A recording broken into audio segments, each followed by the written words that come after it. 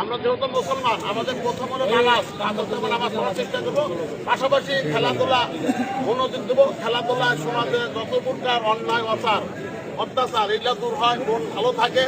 আজকের এই পরন্ত বিকেলে যারা আমরা এখানে উপস্থিত হয়েছি সকলকে চলে থানা বিএনপির পক্ষ থেকে আন্তরিক অভিনন্দন।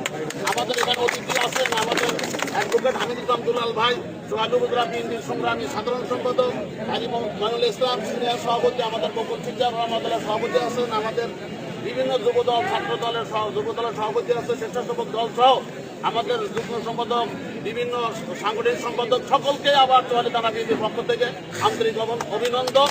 আজকের এই অল্প কথা বলেই খেলা উদ্বোধন করলাম। খেলার আজকের এই বল শট মারবেন আমাদের শ্রদ্ধেয় বড় ভাই হামিদুল ইসলাম দুলালকে মারার জন্য আমি খেলা